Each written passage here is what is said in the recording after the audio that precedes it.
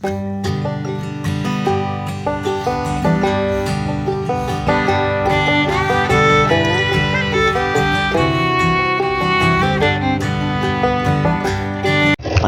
warahmatullahi wabarakatuh. Kembali lagi ke channel saya, Entok Medan Channel. Halo, apa kabar sahabat peternak entok seluruh Indonesia? Apa kabar semuanya? Agar channel ini semakin maju dan berkembang, jangan lupa di like, komen, dan subscribe video ini. Oke kawan-kawan sekalian, kali ini channel Entok Medan akan membawakan judul tentang cara menggunakan metode baru akhirnya telur entok menetas dengan sempurna. Nah, simak video ini tanpa di skip-skip agar teman-teman sekalian bisa paham apa yang akan saya sampaikan di video ini. Nah, kawan-kawan sekalian, banyak sekali para peternak, apalagi yang ada di daerah saya itu, tempat petarangan telurnya sekarang ini itu masih belum memenuhi standar agar bisa menetas dengan sempurna, khususnya untuk indukan yang masih muda, teman-teman sekalian. Jadi untuk indukan yang masih muda ini, itu kita seperti mengajari indukan yang masih baru pertama kali menetaskan telur. Jadi memang benar-benar tempat petarangan telur itu kita buat senyaman mungkin, sehingga dia mau bertelur di petarangan telur kita, teman-teman sekalian. Banyak sekali terjadi indukan entok ataupun dere-dere ini, dere pada saat ingin bertelur, dia itu bertelur di sembarangan tempat. Terkadang bertelur di tanah, terkadang di semak-semak, kawan-kawan sekalian. Jadi memang tempat bertelur kita ini memang harus bagus dan senyaman-nyaman mungkin, sehingga indukan baru yang baru kita beli ataupun dere yang baru kita beli pada saat ia mau bertelur, dia nyaman pada petarangan telur kita. Jadi tempat bertelur ini salah satu kuncinya agar telur bisa menetas dengan sempurna. Nah, bagaimana cara pembuatan tempat petarangan telur yang ada di tempat saya itu? Usahakan tempat bertelur entok itu dia posisinya panggung, kawan-kawan. Jadi panggung kita tinggikan sedikit tempat bertelurnya, lalu kita buat di situ petarangan telurnya. Intinya tidak langsung menyatu dengan tanah, dia tidak menyatu dengan tanah, teman-teman sekalian. Jadi dia lebih tinggi daripada tanah untuk mencegah pada saat musim hujan ataupun becek kandang kita. Terkadang ada kandang yang perairannya itu kurang atau paritnya itu kurang bagus untuk mengalirkan air, sehingga kandangnya itu bisa kebanjiran, teman-teman sekalian. Jadi jika kandangnya kebanjiran, itu bisa menyebabkan telur entok tadi basah, dan juga rasio penetasan bisa menjadi 50%, bahkan bisa sampai 0%. Gagal semua menetas, teman-teman sekalian. Nah, jadi seperti itulah kita dalam pemberian atau pembuatan tempat petarangan telur. Tapi jika terkena hujannya, dia di usia pengaraman itu sudah sampai 30 hari, karena kan entok ini menetaskan telur sampai dengan 35 hari, teman-teman sekalian. Jika dia terkena hujan itu sampai di usia pengeraman 30 hari, itu bisa menetas, asalkan jangan di usia masih baru seminggu dierami sudah terkena hujan banjir. Nah, itu nggak bisa menetas lagi, teman-teman sekalian. Tapi kalau sudah menginjak di usia pengeraman 30 hari dan 5 hari lagi menetas, itu biasanya menetas sempurna, masih bagus lah istilahnya.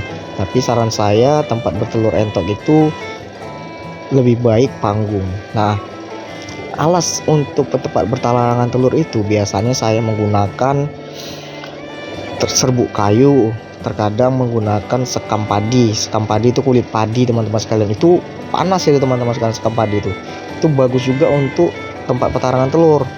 Jadi saya menggunakan sekam padi yang cukuplah kering, dia kering, dan juga saya campurkan dengan daun serai. Daun serai itu dipotong, teman-teman sekalian, yang panjang dipotong, lalu dijemur hingga kering.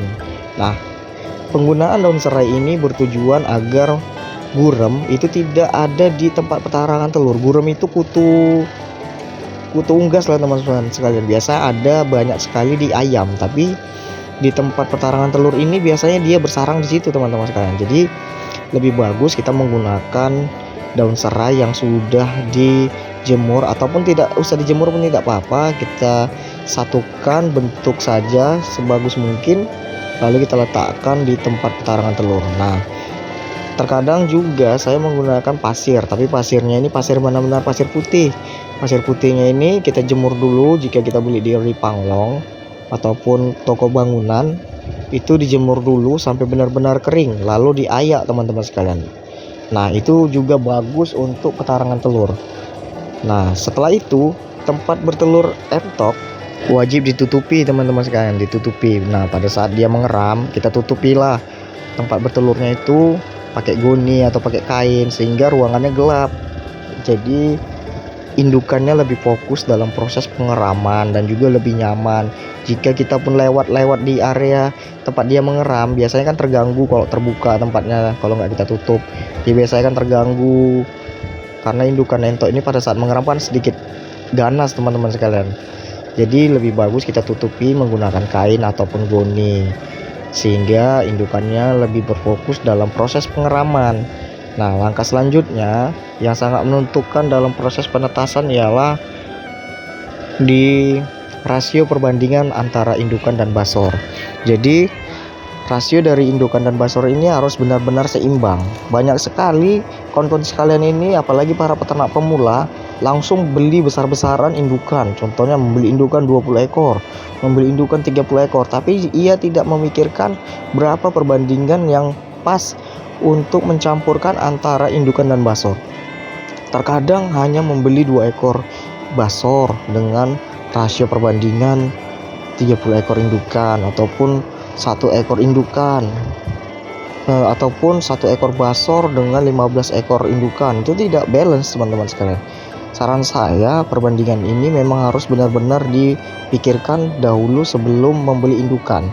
Nah, jadi kalau 1 ekor basor itu bisa perbandingannya dengan 10 ekor indukan.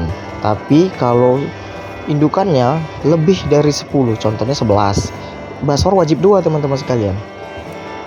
15 basor tetap wajib 2 sampai dengan 20 ekor basor. Nah, di situ baru kita bisa menambah lebih kurang itu basornya 3. Kalau 2 itu bisa teman-teman sekalian, tapi kurang maksimal hasilnya. Ada beberapa telur biasanya itu tidak fertil.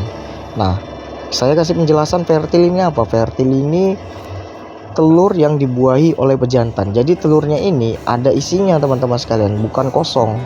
Kadang kan indukan ini teman-teman sekalian, walaupun tidak dikawinkan oleh sang pejantan, dia bisa bertelur, tapi telurnya ini tidak fertil ataupun kosong, tidak dibuahi oleh pejantan. Jadi memang si perbandingan ini sangat mempengaruhi pada proses perkawinan entok sampai dengan bertelur.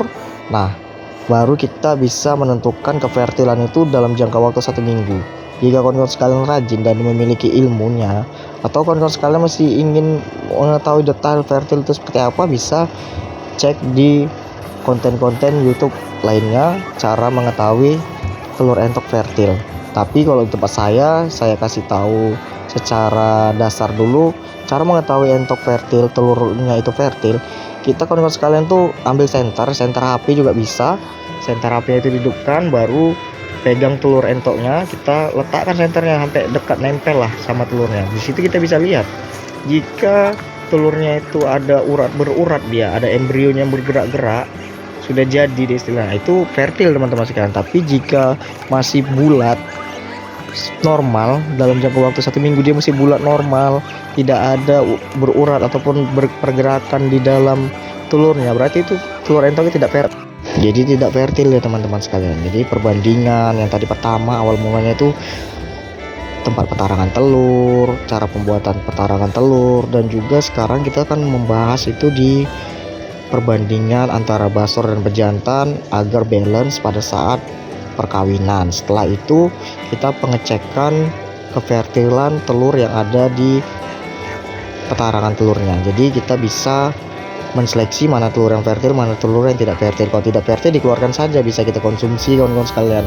bisa untuk kita makan lah daripada dikerami tidak jadi kan kawan.